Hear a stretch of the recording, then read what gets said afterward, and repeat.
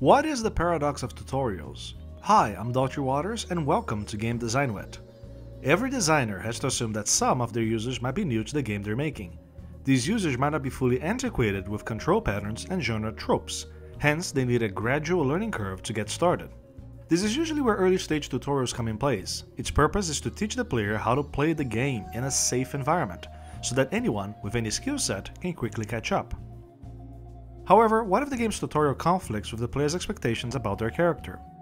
Most often than not, games put players in a power fantasy. Their characters are incredibly powerful badasses capable of doing amazing things. Yep, here they are doing baby steps and learning how to aim and shoot. The paradox of tutorials then is the clash between the character's lore versus the game's difficulty. It's when a game says your character faces a tyrannical villain bound to destroy the world, and you are the chosen one to save us. Now go hunt some rats.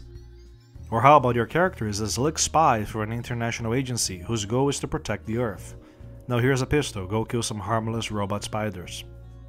This effect can occur in any stage of the game, but is prevalent in tutorials because it's where the player's skill set is most discernible.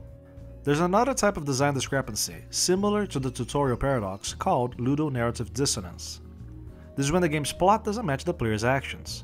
It's what happened in Tomb Raider and BioShock Infinite, since these games present non-violent characters doing numerous violent things.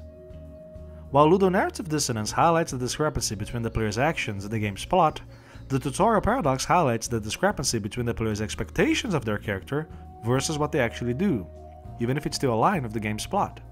So how do games address this problem? The simplest form is in Gears of War. Right at the beginning of the game, the player has a choice between dealing with the tutorial or not. If the player's expectations are to jump right into the action, then the game doesn't stand in their way. The problem with this approach, though, is that the game breaks the fourth wall.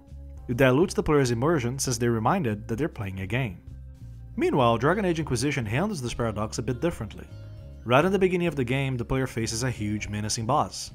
This monster is larger than anything the player has dealt with up until then.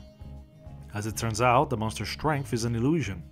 Even though the boss seems powerful, its level doesn't reflect its actual strength, making him quite easy to beat even for new players. A more refined approach to the tutorial paradox is in Dishonored. The player plays a hide-and-seek game with a child. Via this, the game teaches the player the mechanics of how to avoid the guards. This game within a game is quite elegant, since it allows the players to suspend their own belief that they are supposed to be the ultimate thief. They're playing a game, so mistakes such as being caught by the child are just a byproduct of being playful. Now to me, one of the crowning jewels on how a game can resolve the tutorial paradox is in Spec Ops: The Line. Right at the beginning, the game blasts you with a helicopter chase scene, with guns blazing and high-octane action.